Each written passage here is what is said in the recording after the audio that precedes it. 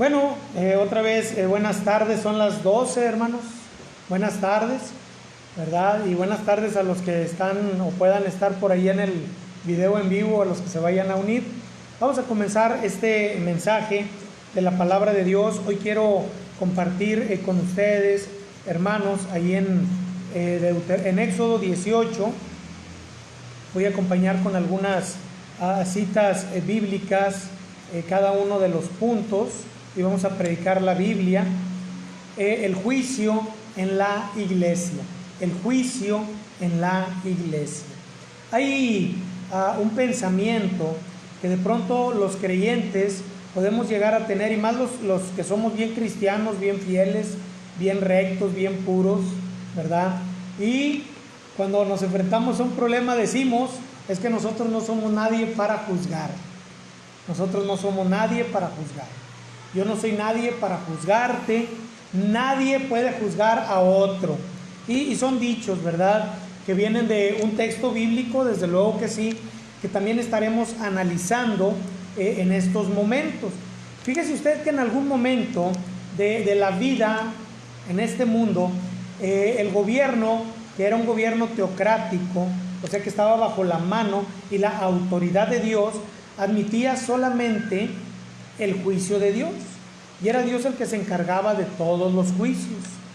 Pero llegó el momento en el que Dios puso el juicio de este mundo sobre hombres, al principio sobre hombres justos y rectos, hombres encargados por Él mismo para llevar ese trabajo de ordenar las cosas en este mundo y de decidir cuando había asuntos encontrados, diferencias, problemas, pleitos, homicidios, etcétera, quién era culpable y quién era inocente.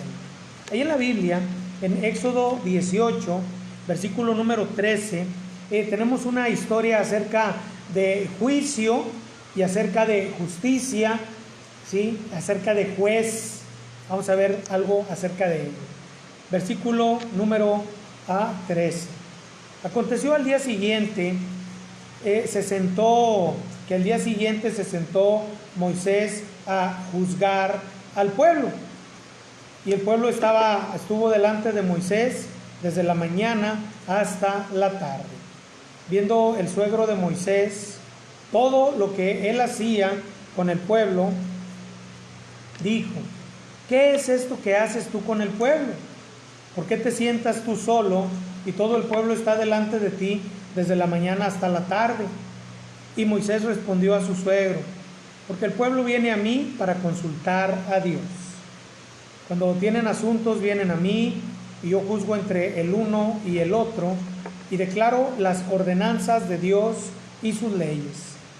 Entonces el suegro de Moisés le dijo: no está bien lo que haces, desfallecerás del todo tú y también este pueblo que está contigo, porque el trabajo es demasiado pesado para ti, no podrás hacerlo tú solo.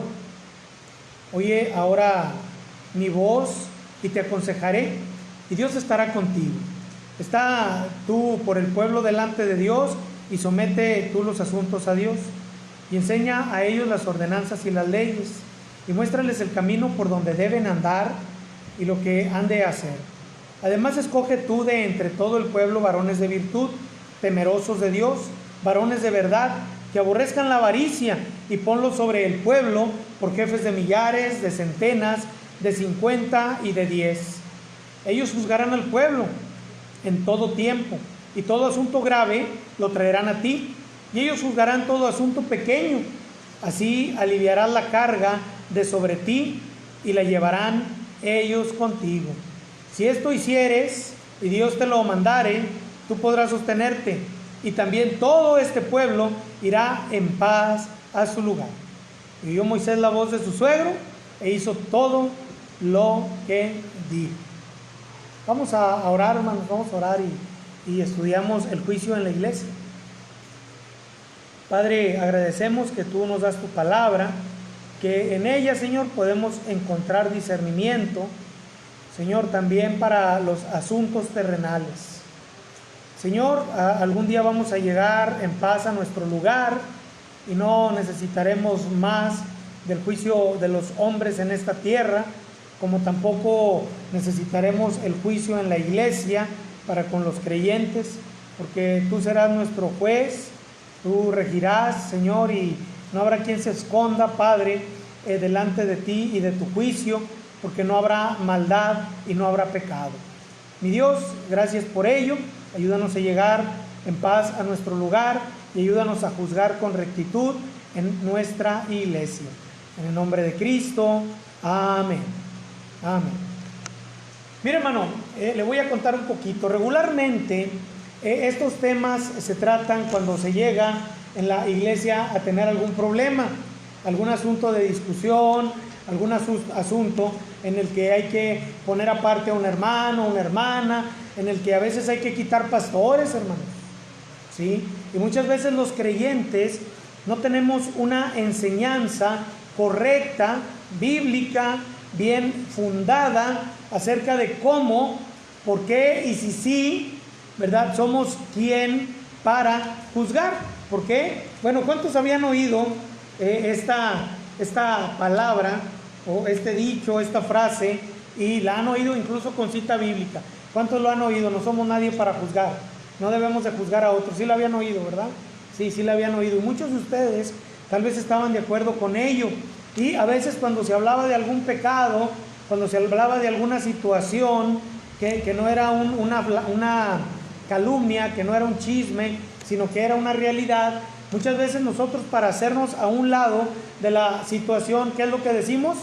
Es que yo no soy nadie para juzgar, es que a mí nadie me puso por juez de los demás, es que no quiero pecar porque pues no, yo no soy quien para arreglar este asunto.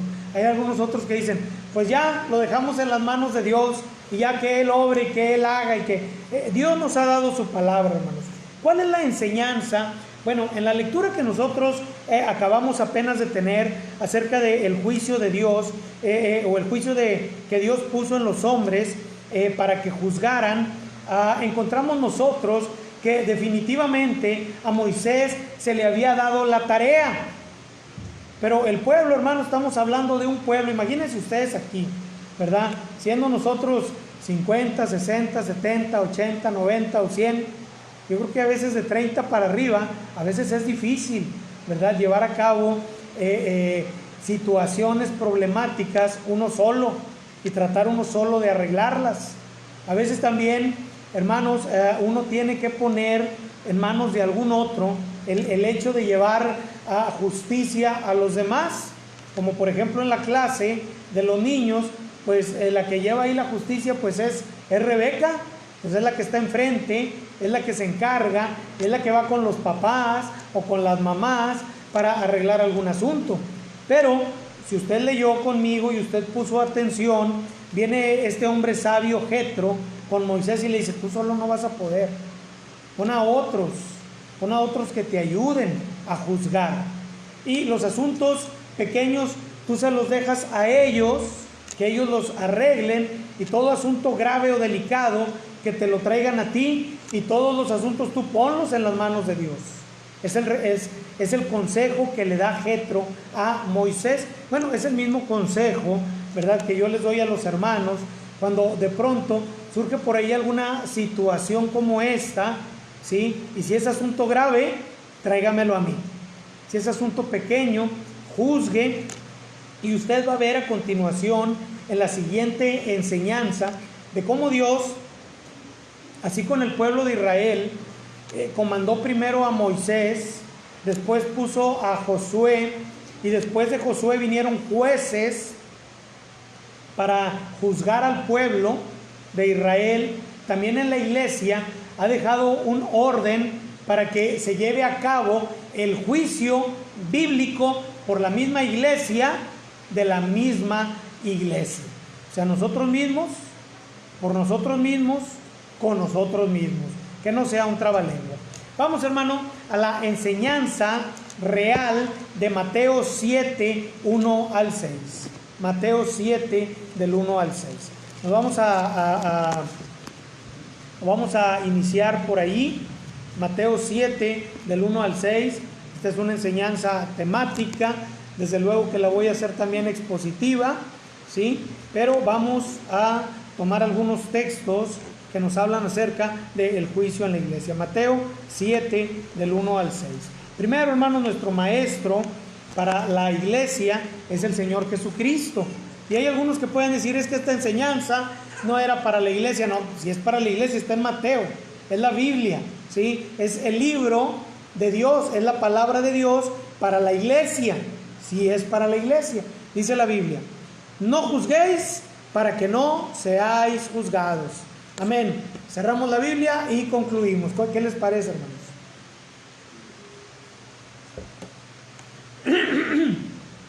Desde luego que la palabra de Dios es fatal, o sea, termina con todo. Y lo que dice ella es lo que nosotros creemos y lo que nosotros seguimos. Solamente que hay personas que toman un versículo y lo hacen, hermanos, como esta es toda la ley de Dios, aquí empieza y aquí se acaba. Y no, vamos a seguir leyendo, ¿qué les parece? ¿Sí? Este texto es muy claro. Si no quieres que a ti te juzguen, tú tampoco no juzgues a nadie, ¿sí? Y sería muy, muy sencillo en realidad, hermanos, a tomarlo y terminar allí. Pero el Señor explica por qué está mencionando y hacia qué va dirigido esta enseñanza. Dice: porque con el juicio con que juzgáis, seráis juzgados, y con la medida con que medís, os será medido. ¿Y por qué miras la paja que está en el ojo de tu hermano y no echas de ver la viga que está en tu propio ojo? ¿O cómo dirás a tu hermano: déjame sacar la paja de tu ojo, y aquí la viga en el ojo tuyo? Hipócrita, saca primero la viga de tu propio ojo, y entonces verás bien para sacar la paja del ojo de tu hermano. No deis lo santo a los perros, ni echéis vuestras perlas delante de los cerdos, no sea que las pisoteen y se vuelvan y os despedacen. Claramente, hermanos, en el contexto de este texto podemos entender nosotros que el Señor no está hablando a jueces justos.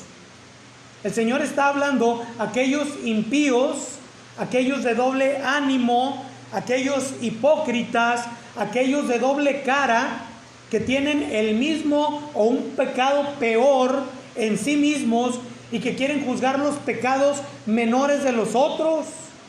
Les decía, ¿verdad?, el Señor Jesús: coláis el mosquito y tragas el camello. Hermano, lo que nos enseña esta porción de la palabra de Dios es que para ser juez necesitas estar bien delante del Señor. Y alguno dirá: es que ninguno estamos bien delante del Señor. Déjeme decirle, mi hermano, que hay dos tipos de personas entre los creyentes, y yo podría incluso dudar de alguno de ellos. Hay los que caen en pecado, se arrepienten, piden perdón al Señor, se levantan y tratan de que su vida se convierta en una vida que le agrade al Señor, y están atentos a la vida pecaminosa. Y, hermano, mientras estamos en este cuerpo, algunos seguimos cayendo, ¿verdad? Pero no practicamos, ni visualizamos, ni hacemos planes para pecar. Pero están nosotros los que lo practican, el pecado, ¿sí? Y el Señor, hermano, nos invita a nosotros, y por eso venimos acá, para orar, para poner nuestras vidas a cuentas con el Señor, para ser buenos ministros o administradores del Señor, y para que seamos considerados también como justos en nuestro juicio. ¿Sí, amén? ¿Sí, amén? No oigo amén, hermano. A lo mejor usted no está de acuerdo con esto y usted dice: no, hermano, yo no quiero juzgar a nadie. Dice la Biblia, hermano, que el juicio empieza por la casa, ¿verdad? O sea, por uno mismo. Y es lo que el Señor nos está diciendo acá, ¿sí? Pero el Señor nos dice que no juzguemos, que no traigamos a juicio a nadie, que no debemos de juzgar nunca. No, esta enseñanza lo que nos dice es: hermano, si tú vas a juzgar, que no te pase como a estos, que no sea en hipocresía, que no sea en mentira, que no sea, hermano, por una ganancia deshonesta, que no sea por caerle bien a alguien, porque déjeme decirle algo, hermano, y estas cosas pasan muchas veces. A veces el mismo pastor cae en pecado y por simpatía muchos lo quieren defender, muchos quieren protegerlo, ¿sí? Muchos dicen, no, hay que defender, hay que proteger. Esto no debe de ser así, hermano, con nadie. El juicio debe de ser justo, y para eso el creyente debe de estar preparado para poder juzgar con justo juicio. Sé digno cuando vayas a juzgar a otros. Mire lo que dice Romanos 12:1. Romanos 12:1. Y no estoy enseñando, otra vez se los digo, hermanos, que no, que es un hecho que no debemos de juzgar. No, lo que estoy enseñando es cuando no debemos de juzgar. La verdadera enseñanza de Mateo 7, del 1 al 6, hermano, dice en Romanos 2:1, por lo cual, Romanos 2:1, eres inexcusable, oh hombre, quien quiera que seas tú que juzgas, pues en lo que juzgas a otro, te condenas a ti mismo, porque tú que juzgas, haces lo mismo. Y mire, mi hermano, serían dos textos con un buen argumento para afirmar y decir, nosotros no somos nadie para juzgar. Otra vez, mi hermano, esa no es la enseñanza. Esa no es la enseñanza. Vamos a ver más enseñanza bíblica para poder llegar a conclusiones. Aquí lo que la Biblia dice es que cuando tú que haces lo mismo, juzgas a otro, te condenas a ti mismo. Y tenemos la enseñanza allá en Segunda de Samuel. Vaya conmigo a Segunda de Samuel, capítulo número 12.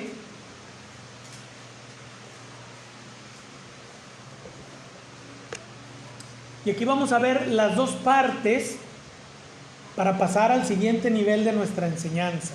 Vamos a ver dos partes. Primero, dice la Biblia de la siguiente manera. Doy primero una traducción. David, siendo el rey, no salió a la guerra. Debía salir a la guerra. Se quedó en el terrado, en el techo de su casa, y desde ahí vio a una mujer, la deseó y la tomó.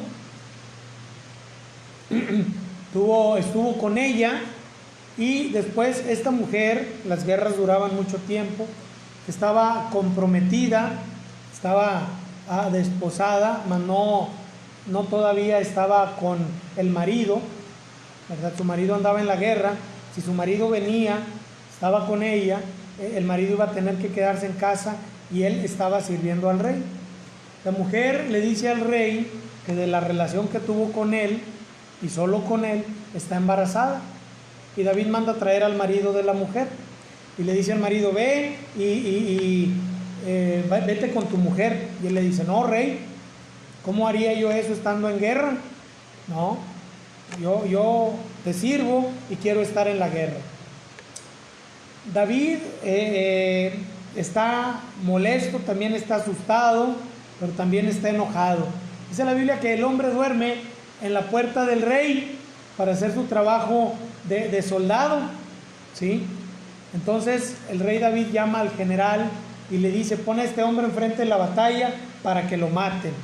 Eso se llama homicidio, ¿sí? Lo mató el rey, ¿verdad? Ya el rey robó, ya el rey adulteró, ya el rey mintió y ya el rey asesinó, ¿sí? Y se muere Urías, Eteo, es el esposo de Betsabé, y David, siendo el rey y ante la prohibición que Dios había hecho de no tomar muchas mujeres. A propósito, ¿cuántas son muchas mujeres? ¿Cuántas serán muchas mujeres? ¿Cuántas serán? ¿Cuántas son muchas mujeres? ¿Dos son muchas? Bueno, dos, ¿sí? O sea, una mujer, ¿verdad? Nada más. David la toma como esposa y fin de la historia. Se solucionó el problema, ¿sí? en secreto, sin hacer escándalo, sin que haya ningún problema, se solucionó, ¿sí? Y ahí terminó el asunto. A veces así terminan los asuntos, ¿estamos de acuerdo o no? A ver si se soluciona el problema y ya para qué hacemos más argüende. Vamos a estar todos en paz, todos nos amamos, todos nos queremos, somos hermanos en Cristo, no pasa nada, ahí la dejamos y fin. ¿Sí, amén? Dígame sí o dígame no. ¿Cómo ven? Ahí queda. ¿Sí o no, hermanos? Los veo muy confundidos, hermanos, congregación. Allá los que me están viendo, yo no sé si están diciendo sí o no, ¿verdad? Pero no quedó ahí, hermanos. Mire usted que estamos hablando del juicio, ¿verdad? Mire usted. Jehová envió a Natán a David. ¿Quién era David? Decía un hermano, David era el rey, era la eminencia, mencionado por todas partes, poderoso, mató al gigante. No, hombre, ¿y quién era Natán? ¿Quién sabe quién sería Natán? ¿Verdad? Profetilla ahí que andaba, queriendo poner paz y orden. Pero Dios habló a Natán. Y dice la Biblia, Jehová envió a Natán a David y viniendo a él le dijo, había dos hombres en una ciudad, el uno rico y el otro pobre. El rico tenía numerosas ovejas y vacas, pero el pobre no tenía más que una sola corderita, que él había comprado y criado y que había crecido con él y con sus hijos juntamente, comiendo de su bocado y bebiendo de su vaso y durmiendo en su seno, y la tenía como a una hija. Y vino uno de camino al hombre rico, y este no quiso tomar de sus ovejas y de sus vacas para guisar para el caminante que había venido a él, sino que tomó de la oveja de aquel hombre pobre y la preparó para aquel que había venido a él. ¿Recuerda lo que leímos? En lo que juzgas a otro, te condenas a ti mismo. Entonces se encendió el furor de David en gran manera contra aquel hombre y dijo a Natán, vive Jehová, que el que tal hizo es digno de muerte. ¿A quién estaba juzgando David? Se estaba juzgando a sí mismo, hermanos.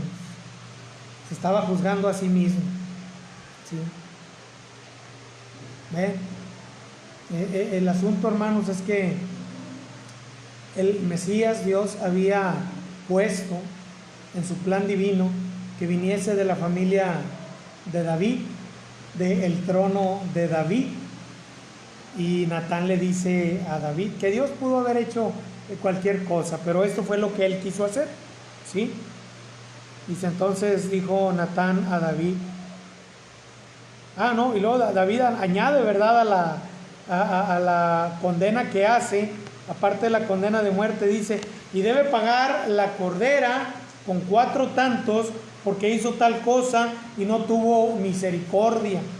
Y Natán le dice, entonces dijo Natán a David, tú eres aquel hombre, así ha dicho Jehová, Dios de Israel, yo te ungí por rey sobre Israel, y te libré de la mano de Saúl, y te di la casa de tu señor, y las mujeres de tu señor en tu seno, además te di la casa de Israel y de Judá, y si esto fuera poco, te habría añadido mucho más. ¿Por qué pues tuviste en poco la palabra de Jehová, haciendo lo malo delante de sus ojos? A Urías Eteo heriste espada, y tomaste por mujer a su mujer, y a él lo mataste con la espada de los hijos de Amón. Me voy a quedar ahí en la historia, porque es una gran historia para predicarla otra vez en alguna otra ocasión. Pero quiero decirles, hermano, que cuando estamos hablando del juicio, Dios siempre pone a alguien para que lleve la palabra de juicio, siempre, ¿sí? Y siempre hay alguien, hermanos, que juzga y que juzga mal. O sea, aquí vemos las dos partes del juicio, ¿sí? A David tratando de juzgar y de otorgar pena de muerte cuando lo estaba haciendo incorrectamente, porque él era el culpable. Pero también vemos a Natán, ¿sí?, llevando el juicio de Dios, ¿sí?, para este hombre. Entonces, definitivamente David no era quien para juzgar, y menos en esos días y en ese juicio, pero siempre hubo alguien que pudo hacerlo de parte de Dios. Entonces, Lo que Dios quiere es un justo juicio. Mire Proverbios 21:15. Solamente quiero apoyarme, ¿verdad?, en este pasaje de la palabra de Dios para conocer, ¿verdad?, cuál es el sentir del Señor, ¿verdad?, cuál es su posición. Y Proverbios, si es 21:15, dice la palabra de Dios: alegría es para el justo el hacer juicio, mas destrucción a los que hacen iniquidad. Entonces, ¿qué nos enseña Mateo 7, 1 al 6, Romanos 2, 1, nuestra lectura que tuvimos? ¿Qué nos enseña, hermanos? Que lo que Dios nos está diciendo es que debemos de juzgar, pero con un justo juicio, ¿sí? Con un justo juicio. No que no debemos de juzgar, sino que nuestro juicio debe de ser justo. Mire ahí conmigo Juan 7.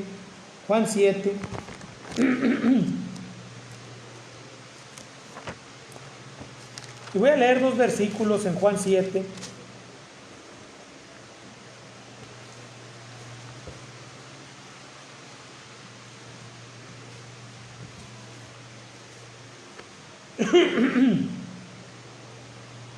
Y es un juicio acerca de Jesús. Mire el verso 12. Y había gran murmullo acerca de él, del Señor, entre la multitud, pues unos decían es bueno, pero otros decían no, sino que engaña al pueblo. Ahora el Señor Jesús los enfrenta acerca de lo que Él habla y de lo que Él hace y cómo lo juzgan. Pero ahora mire el verso 24, dice la Biblia: no juzguéis según las apariencias, sino juzgad con justo juicio. Entonces, lo primero que debemos de tomar en cuenta, hermanos, es que el juicio en la iglesia debe de ser un justo juicio o un juicio justo, ¿sí? No que no debe de ser el juicio, sino que el juicio debe de ser justo. Lo voy a llevar, mi hermano, al siguiente nivel en cuanto a el juicio. Pero quiero que leamos Romanos 14, 10 al 13. Romanos 14, 10 al 13. Dice la Biblia: pero tú, ¿por qué juzgas a tu hermano? O tú también, ¿por qué menosprecias a tu hermano? Porque todos compareceremos ante el tribunal de Cristo, porque escrito está: vivo yo, dice el Señor, que ante mí se doblará toda rodilla y toda lengua confesará a Dios, de manera que cada uno de nosotros dará a Dios cuenta de sí. Así que ya no nos juzguemos más los unos a los otros, sino más bien decidid no poner tropiezo u ocasión de caer al hermano. ¿Qué estoy leyendo, hermanos? Estoy leyendo un siguiente nivel en el juicio de la iglesia. El siguiente nivel en el juicio de la iglesia nos habla de la murmuración.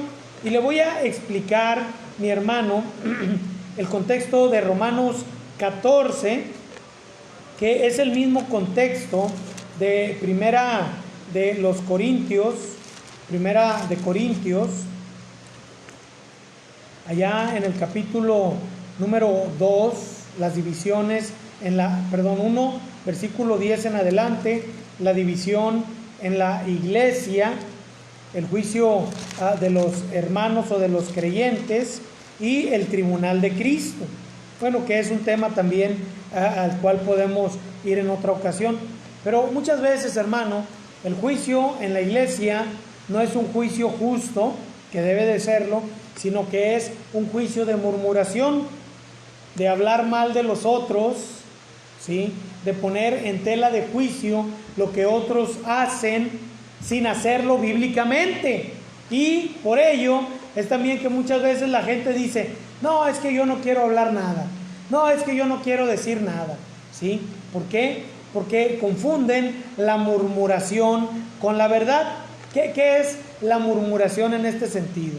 Por ejemplo, alguien le escribía a Pablo y le decía: Pablo, es que el hermano Pedro, quiere quedar bien con todos y nada más él quiere predicar y era murmuración. Es que la hermana Petra, ella siempre quiere tener el primer lugar y no nos deja, y era murmuración. No era un juicio justo. No había ido el hermano, y ahorita lo vamos a ver con el otro hermano para arreglar el asunto, sino que hablaban mal los unos de los otros, y esto no era juzgar. Y no era juzgar con justo juicio, es murmuración. Mire usted, por favor, hermano, ahí en Santiago 4, 11 y 12. Santiago 4, 11 y 12.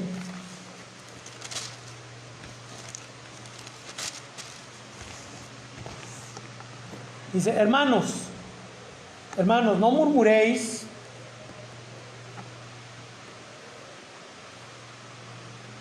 ¿Me entienden, hermano?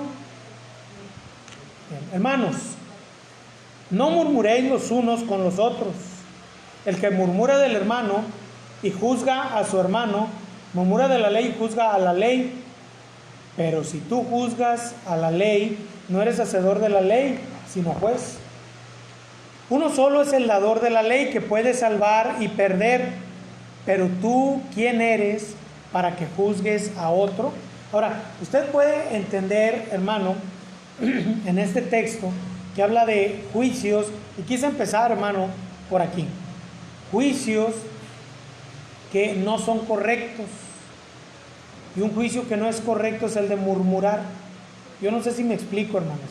Y es que ahorita voy a hablar enseguida del juicio correcto, de cómo llevar un juicio correcto dentro de la iglesia.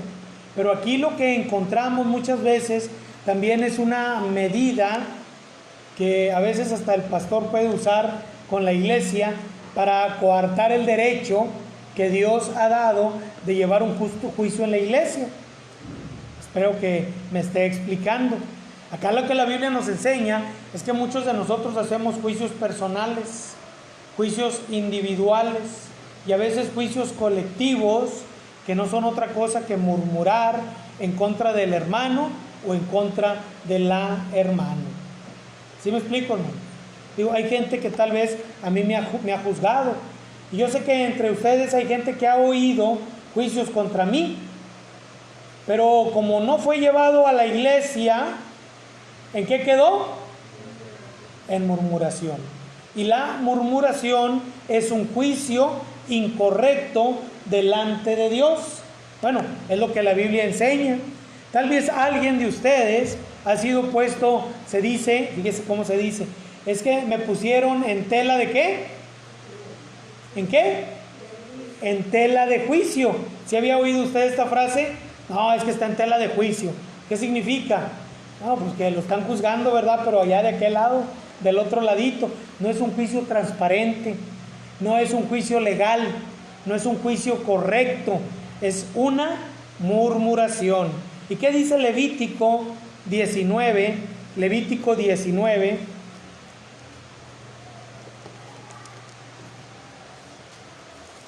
Levítico 19.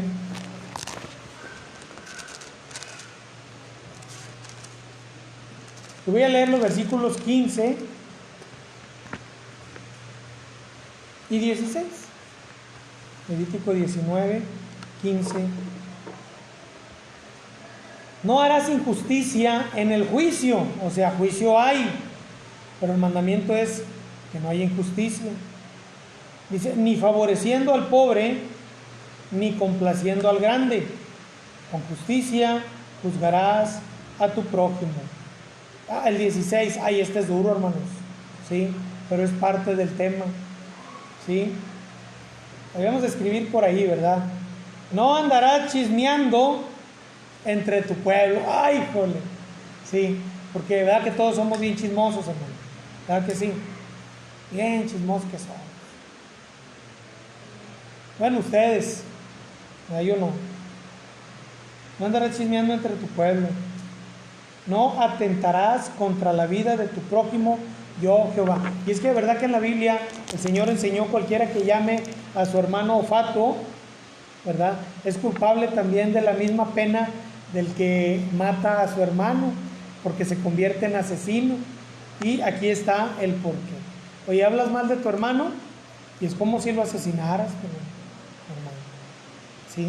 ¿Cuántas vidas de hermanos y hermanas han sido destruidos por un chisme, por una murmuración, por una situación de, es que yo oí que alguien dijo que fueron a decirle? ¿A alguien le ha pasado así, hermanos? ¿Sí? ¿Sí nos ha pasado? Es que me dijo que le dijeron, que le habían dicho que sí era cierto. Y yo le creo. ¿Y por qué le crees? Porque me dijo. Okay, no, entonces yo también a ti te creo, ¿verdad? Pues tú me dijiste que él te dijo que le dijeron que sí era cierto, ¿verdad? Ese no es el justo juicio, hermanos. Es la murmuración. Vamos a ver, hermanos, el juicio en la iglesia. El juicio en la iglesia. Entonces, un juicio justo y un juicio fuera de la murmuración. ¿Qué más tenemos nosotros en el juicio en la iglesia? Vamos a 1 de Corintios 5. 1 de Corintios 5. La carta de 1 de Corintios es una carta dirigida a la iglesia. Pablo, llamado a ser apóstol de Jesucristo por la voluntad de Dios, a la iglesia de Dios, está en Corinto. Entonces es para la iglesia. Y en el capítulo número 5, en los versículos 1 al 5, dice la palabra de Dios. Escúchenlo. De cierto se oye que hay entre vosotros fornicación, y tal fornicación cual ni aún se nombra entre los gentiles, tanto que alguno tiene la mujer de su padre, y vosotros estáis envanecidos. ¿No deberíais más bien haberos lamentado para que fuese quitado del medio de vosotros el que cometió tal acción? Ciertamente yo, como ausente en cuerpo, pero presente en espíritu, ya como presente, he juzgado al que tal cosa ha hecho. En el nombre de nuestro Señor Jesucristo, reunidos vosotros y mi espíritu con el poder de nuestro Señor Jesucristo, el tal se ha entregado a Satanás para destrucción de la carne, a fin de que el espíritu sea salvo en el día del Señor Jesucristo. No es buena vuestra jactancia. ¿No sabéis que un poco de levadura leuda toda la masa? Limpiaos pues de la vieja levadura, para que seáis nueva masa, sin levadura como sois, porque nuestra Pascua, nuestro sacrificio, que es Cristo, ya fue sacrificada por nosotros. Así que celebremos la fiesta, no con la vieja levadura, ni con la levadura de malicia y de maldad, sino con panes sin levadura, de sinceridad y de verdad. Ahora, hermanos, había ese pecado en la iglesia, era visible a los ojos de todos, pero muchas veces, hermano, los hermanos empiezan, es que nosotros no somos nadie para juzgar al hermano, es que nosotros no somos nadie para juzgar a la hermana, es que nosotros, ¿por qué vamos a...? Bueno, ¿qué les está diciendo Pablo a la iglesia? Les está diciendo, yo ya juzgué, pero a ustedes les falta hacer el juicio. Ustedes reunidos, y fíjese, hermano, quiero aprovechar para enseñarle algo. La iglesia debe de ser un ente democrático, ¿sí? Yo los cuido, pero yo no soy autócrata ni soy dueño. Yo los guío, pero yo no mando. Es la iglesia y la iglesia reunida, y ustedes lo han visto cómo lo hemos hecho. La semana antepasada, en algunas otras ocasiones, si son asuntos que deben de llegar a la iglesia, tienen que llegar a la iglesia. Si son asuntos que pueden quedar en un acuerdo, y ahora lo vamos a ver, pueden quedar en un acuerdo. Pero no todos los asuntos, hermanos, ¿verdad?, se van a arreglar en lo oscurito. ¿Sí me explico? Porque la iglesia es el ente que Dios ha dejado para juzgar los asuntos de la iglesia. Lo vamos a ver adelante. Y Pablo lo que le dice a la iglesia es que la iglesia debe de atender el asunto. Dice el versículo número 12, no, voy a leer desde el 9, ahí en el 5.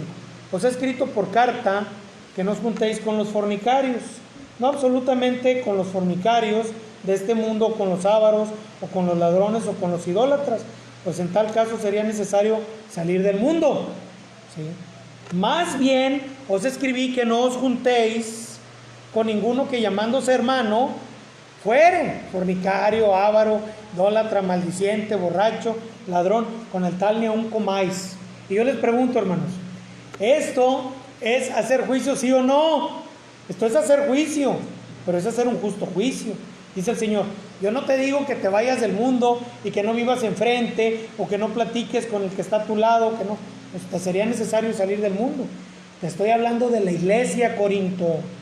Te estoy hablando de los que están ahí en la iglesia y que dicen ser y andan en otras cosas, en otros pecados.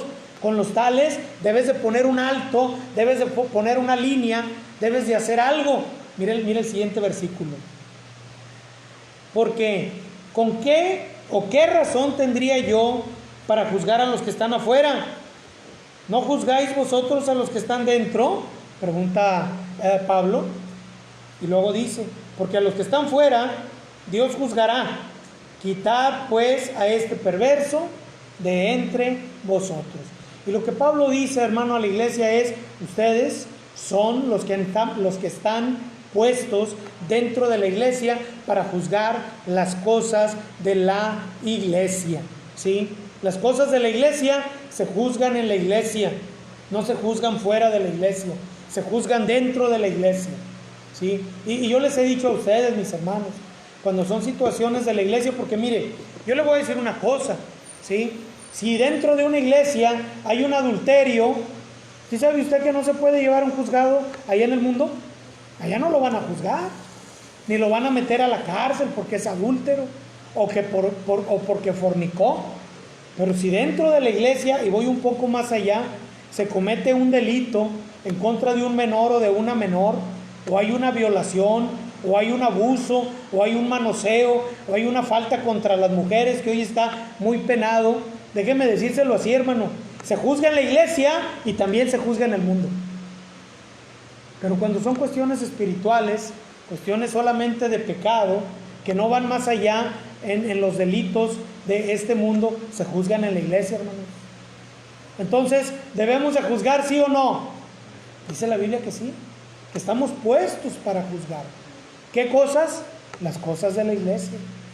La vida de las personas, pues la vida de las personas es la vida de ellos allá en el mundo. Pero las acciones de los creyentes se juzgan dentro de la iglesia. Abundo ahí en 1 Corintios 6, del 1 al 6. Dice la Biblia, ¿osa se atreve alguno de ustedes, cuando tiene algo contra otro, ir a juicio delante de los injustos y no delante de los santos? Y hay dos aplicaciones para esto, hermano, ¿sí? Hay aplicaciones para esto. Y mire, a mí me duele decirlo, pero sigo perdonando y sigo esperando que cambien las cosas. Yo he conocido gente de la iglesia, y conozco gente de la iglesia y de las iglesias que cuando tienen un problema dentro de la iglesia, o cuando hay un problema en la iglesia, corren con el vecino de enfrente, con el vecino de lado, con el primo, o con el hermano de la otra iglesia, ¿sí?, de la denominación que sea, para sacar los asuntos de la iglesia. ¿Sí? ¿Sí? Hace poquito recibí un testimonio, ¿verdad? Y bueno, lo creo, y no porque se lo hayan dicho otros, ¿verdad?, de una hermana que fue a otra iglesia y anduvo contando, ahí en nuestra colonia hay una iglesia que es así, y que es así, y que es así, y está hablando de nosotros, pero aquí nunca dijo nada. ¿Sí me explico, hermanos? El juicio se hace acá, no allá afuera, no con los injustos, no con los del mundo, no con los chismosos, se hace aquí en la iglesia el juicio, ¿sí? Y la otra, ¿verdad? Hay hermanos que llegan a tener deudas, que es lo que regularmente más pasa, ¿sí? Y el hermano que antibíblicamente prestó, ¿lo oye bien usted? Antibíblicamente prestó, ¿sí? Porque el préstamo no es bíblico, lo que es bíblico es dar, ¿sí? Es dar. ¿Quieres un préstamo? Ve al banco, ve a Coppel, ve a donde tú quieras ir, ¿sí? Pedir prestado sin tener para pagar también le hace mal al creyente, no es bueno, ¿verdad? Pero, hermanos, llevan los litigios ante el juez. Allá se andan peleando los hermanos porque no le pagó. Andan hasta en litigios de empleo. No, es que me contrató, no me pagó, y andan metiendo al hermano, a la hermana a la cárcel. Dice la Biblia. ¿Alguno de ustedes se atreve a hacerlo? Dice, o no sabes, voy a leerlo en el español de la Biblia. O no sabéis que los santos han de juzgar al mundo, y si el mundo ha de ser juzgado por vosotros, sois indignos de juzgar cosas muy pequeñas. Fíjese, hermano, dice la Biblia que vamos a estar como jueces delante del trono para juzgar a las naciones, a todos los que no creyeron en Cristo, ¿sí? Dice que incluso vamos a ser jueces de los ángeles, y se refiere a todos aquellos ángeles que, siguiendo a Satanás, ¿sí?, abandonaron las moradas celestiales para convertirse en demonios. Y ahora aquí lo que dice el escritor, lo que dice Pablo es: ¿qué no sabes que un día vas a juzgar al mundo? ¿Qué no sabes que vas a juzgar cosas tremendas? ¿A poco no puedes juzgar cosas pequeñas dentro de la iglesia? Y sigue, hermano. Dice, ¿o no sabéis que hemos de juzgar a los ángeles? ¿Cuánto más las cosas de esta vida? Si pues tenéis juicios sobre cosas de esta vida, ponéis para juzgar a los que son de menor estima en la iglesia. Y se lo voy a poner así, hermano. Tengo que poner este ejemplo, ¿sí? Vamos a decir, hermano, que viene, y ahorita lo voy a explicar también, que viene el hermano Pancho y tiene un problema con el hermano Santos, ¿sí? Le anda robando los clientes, ¿verdad? Anda robando los clientes, ¿sí? Anda repartiendo, es como las iglesias, ¿verdad? Anda repartiendo volantes de los pollos en la colonia donde vende el hermano, ¿sí? Así como los vecinos, ¿verdad?, que andan aquí buscando a los miembros, ¿sí? Entonces, oye, pues voy y busco al hermano faltista y a la hermana chismosa para que venga conmigo a arreglar este asunto. ¿Así lo hacemos? ¿Usted los buscaría? ¿Usted los buscaría, hermano? Y si yo voy con usted y los llevo, ¿usted qué diría? Hermano, ahora lo pongo en otro contexto. Y no quiero herir sentimientos de nadie. Y porque a lo mejor hay gente que me va a estar escuchando ahí en la red, pero he conocido gente que lo hace así. Oye, pues tuve yo un asunto como pastor que ir a arreglar ahí con el hermano Ricardo, asunto grave, ¿sí? Y el hermano me dice, hermano, quiero hablar con usted, pero quiero testigos, o sea, que escuchen lo que le voy a decir.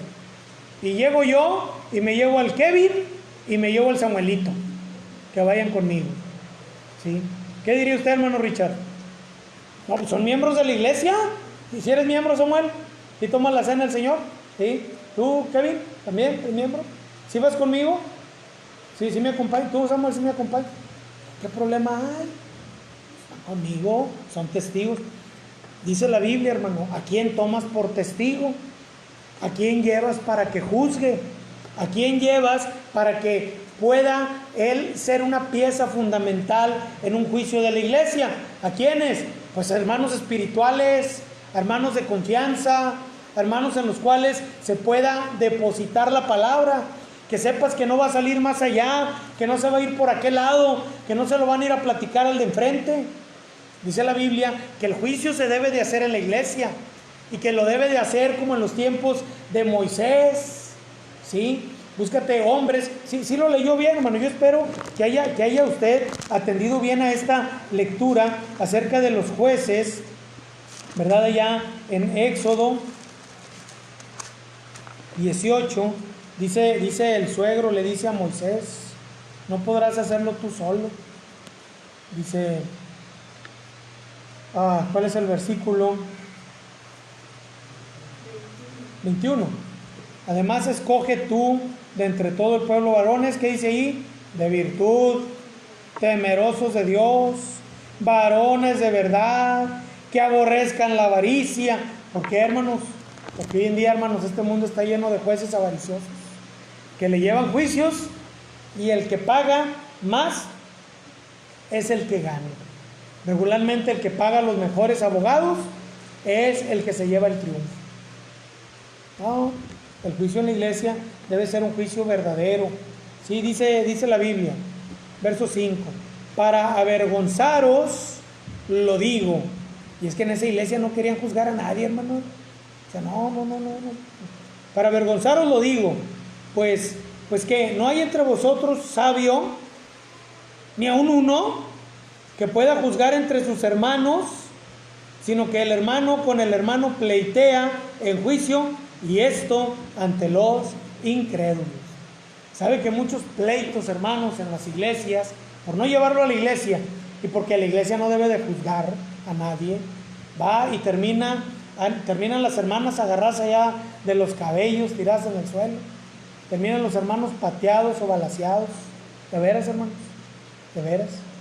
Porque la iglesia, no, es que yo no soy nadie, no, es que nosotros no debemos de, no, es que no. Con una buena enseñanza y con una buena base podemos hacerlo.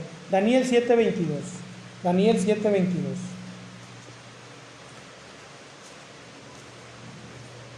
¿Está después de qué, Daniel? Después de Ezequiel. Y antes de Oseas. Daniel 7:22, mis hermanos. Dice la Biblia en Daniel 7:22.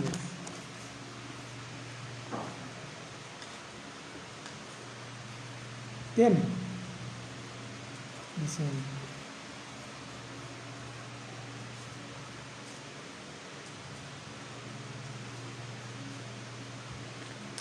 hasta que vino el anciano de días y se dio el juicio a los santos del Altísimo, y llegó el tiempo y los santos recibieron el reino. Hermano, quiero decirle que el juicio que nos ha sido dado a nosotros es solamente una práctica para cuando lleguemos nosotros al cielo, hermano. Lleguemos nosotros al cielo y el Señor nos prepare para poder juzgar, para poder reinar sobre este mundo 1000 años. Pronto vamos a llegar ahí en los miércoles, estuve el miércoles, ¿sí? Y para que terminando los 1000 años podamos, hermanos, nosotros con la autoridad del Dios Supremo juzgar a los muertos sin Cristo y juzgar a los ángeles. El juicio es dado a los santos. Nosotros sí somos quien para juzgar. Sí somos quien para juzgar. Y un día el Altísimo, ¿verdad?, nos dará ese poder oficial, no solamente para hacerlo aquí en la tierra, sino también en su reino. Bien, hermanos, un texto, Salmo 33:5. Digo, por si usted anota textos, Salmo 33:5. Recuerde que es escuela dominical. Dice la Biblia en el Salmo 33:5: Él ama justicia y juicio. De la misericordia de Jehová está llena la tierra. ¿Sí? Es que yo no quiero que Dios me aborrezca, por eso no quiero juzgar. No, Dios ama el juicio cuando es justo y cuando es dentro de las bases que el Señor nos enseña. Hace unos días escuchaba yo un texto, hermanos, 1 de Timoteo 15, y se los voy a enseñar, hermanos, porque yo no quiero un día que ustedes vayan a ser confundidos con este texto, ¿sí?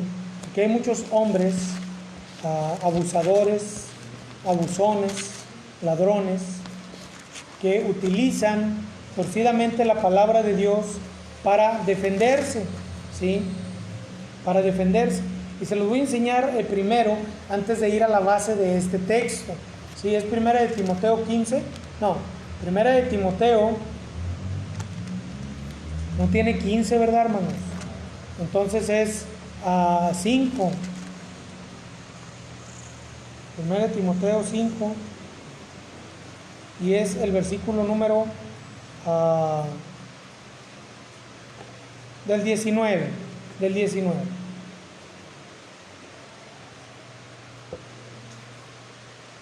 ¿Sí me acompaña, hermano? ¿Sí? Dice: contra un anciano, un pastor, no admitas acusación sino con 2 o 3 testigos. Voy a leer el siguiente, que casi nunca se lee. A los que persisten en pecar, repréndelos delante de todos, para que los demás también teman. Ahora, es Pablo enseñando a Timoteo que enseña a la iglesia, ¿sí? ¿De qué? Primero, estos dos textos, yo les pregunto a ustedes, ¿se refieren a un juicio contra quién? ¿Contra quién es este juicio? Contra el pastor, sí. Pero ¿son textos que defienden o son textos que permiten? O sea, aquí quiere decir que contra el pastor, si no hay 2 o 3 testigos de algo que él hizo y que lo vieron y que lo grabaron, tienen en video, y que no se admite acusación. Es para defender al pastor. Pero luego el siguiente texto dice: y a los que persisten en pecar, ¿a quiénes? ¿A quiénes? ¿De quiénes está hablando? De los pastores, ¿verdad? ¿O está hablando de los miembros de la iglesia? No, está hablando de los pastores. ¿De dónde vienen estos textos, hermanos? Porque quiero hablar de la manera en la que se lleva el proceso de juicio en la iglesia.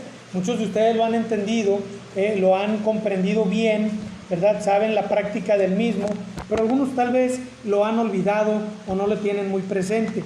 ¿De dónde vienen estas palabras de Pablo hacia Timoteo? Pablo, recuerde usted que siempre dice: yo enseño lo que yo recibí, ¿sí?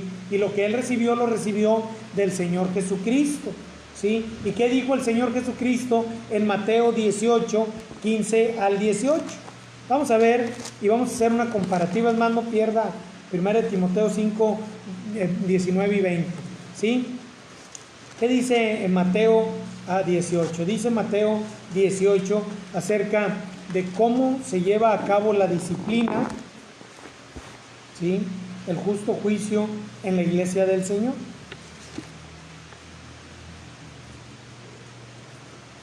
¿Tiene, mi hermano? Dice así, versículo 15. Por tanto, si tu hermano peca contra ti, ve y repréndele, estando tú y él solos, si tú hiere has ganado a tu hermano. Oiga, mi hermano, si es un asunto que nada más atañe a 2, escúchelo bien, que nomás atañe a 2, ¿sí? Entre 2 lo deben de arreglar. Entre 2 lo deben de arreglar. ¿Estamos de acuerdo? Un asunto entre 2 lo deben de arreglar. Continúo. Mas si no te oyere, toma aún contigo a 1 o 2, para que en la boca de 2 o 3 testigos conste toda palabra. Quiero, hermanos, abundar un poco acá. Hay asuntos, hermanos, como una fornicación que no atañe nada más a 2 personas, ¿sí? Atañe a los padres y a los padres y luego a toda la iglesia. Entonces, ese no es un asunto que se resuelve entre 2, ¿sí? Para que luego los hermanos y las hermanas no vayan a quedarse con esa idea. Eso atañe a toda la iglesia, ¿sí? Un asunto de un adulterio atañe a toda la iglesia, ¿sí? Tal vez un asunto de un robo no. ¿Sí me explico, hermanos? Tal vez un asunto de un pleito no. ¿Sí? Tal vez un asunto de un chisme no. ¿Sí? Pero un asunto grave atañe a toda la iglesia porque repercute en toda la iglesia. Pero voy al segundo punto, hermanos. Aquí dice 2 o 3 testigos. Y yo quiero que usted pueda, por favor, hermano, prestar atención. Estos 2 o 3 testigos son testigos de que vieron el pleito, de que vieron el robo, de que están seguros de que vieron el robo, o son testigos de lo que aquellos están hablando. Está bueno. ¿De qué son testigos? Cuando la Biblia habla de los testigos, habla de que los testigos hayan visto, hayan comprobado, o de que los testigos vayan para escuchar. Ahora lo comparamos con el de allá 1 de Timoteo 5, 19, ¿sí? Que dice: contra un anciano no admitas acusación, sino con 2 o tres, sí dice así. A ver, no voy a estar torciendo la palabra, ¿no? ¿Sí? No, la palabra no se tuerce, ¿verdad? Ni se interpreta fuera de la misma palabra. La palabra se interpreta con la misma palabra de Dios. Dice, contra un anciano no admitas acusación, sino con 2 o 3 testigos. O sea, cuando hay un problema con un anciano, ¿sí?, no deben de estar nada más las 2 personas ahí pleiteando, sino que si se va a arreglar un asunto con un pastor, debe de ser con 2 o 3 testigos que estén escuchando el asunto, ¿sí? No vayamos a confundir. No, ¿cuántos vieron al pastor? No, pues no lo vio un hermano. ¿Y quién más? No, nomás es hermano. No se admite. No se admite porque pues nomás lo vio un hermano. No es así, hermanos. El juicio debe de ir adelante contra cualquier miembro, ¿sí?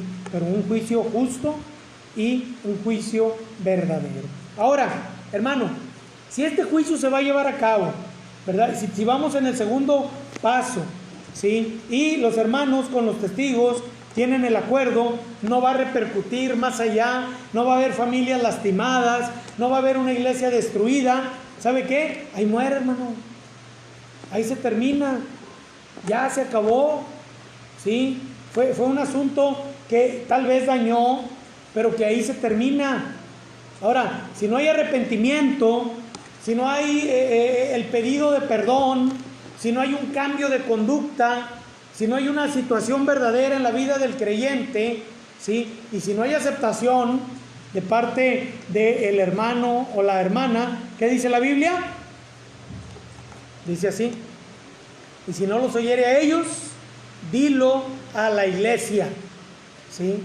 Y ¿sabe qué, hermano? Cuando un asunto, se lo voy a poner así, cuando un asunto ya es enfrentado a la iglesia, regularmente porque no siempre, hay ocasiones en que la hipocresía, la mentira, la soberbia, ¿verdad?, el envanecimiento, ¿sí?, hace que los sentidos se pierdan, ¿sí? Y a veces hay pleitos en la iglesia que terminan en un agarrón ahí feo y todas esas cosas.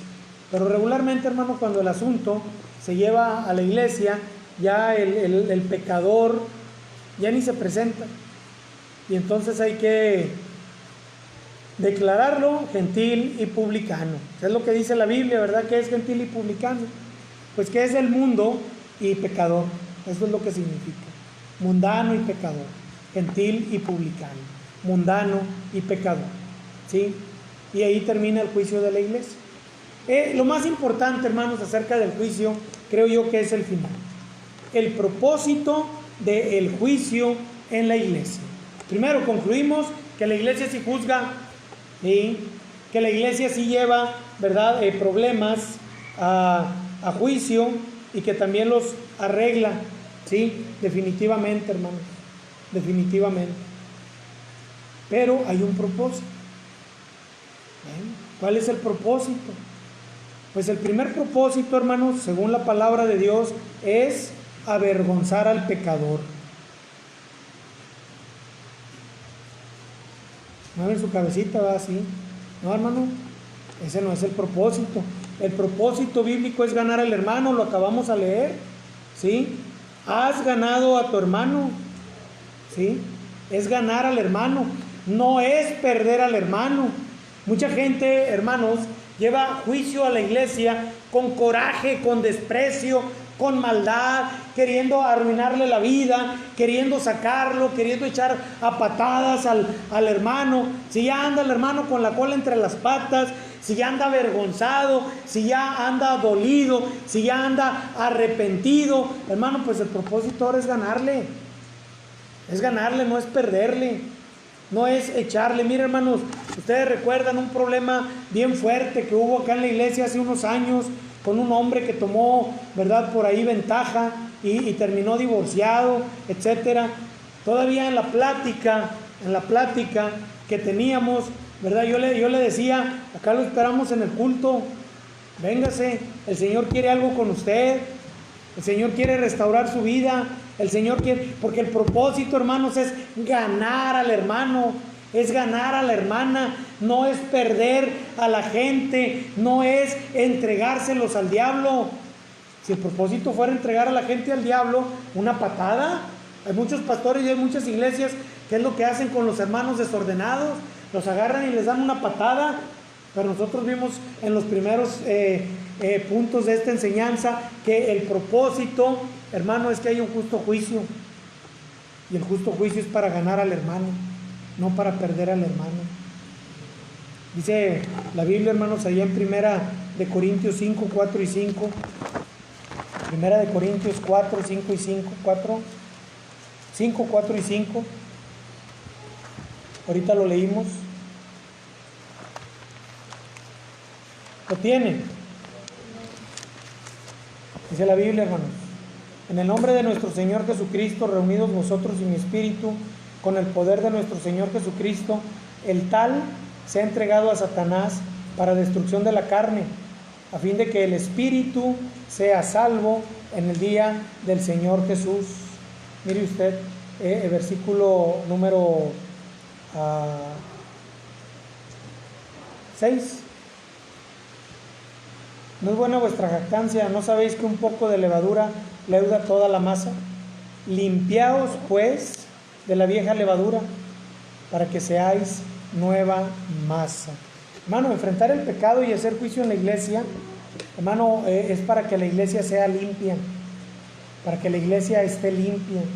Y yo creo que usted ha oído, hermano, cuando su servidor ora, cuando algunos otros hermanos oran, que invocando el nombre del Señor pedimos perdón por la iglesia. ¿Por qué? Porque a veces en la iglesia, la misma iglesia, nosotros mismos, hermano, sobamos el pecado, le damos palmaditas al pecado, y la iglesia está mal. La iglesia está mal. Se trata también, hermanos, el propósito es que la iglesia sea limpia.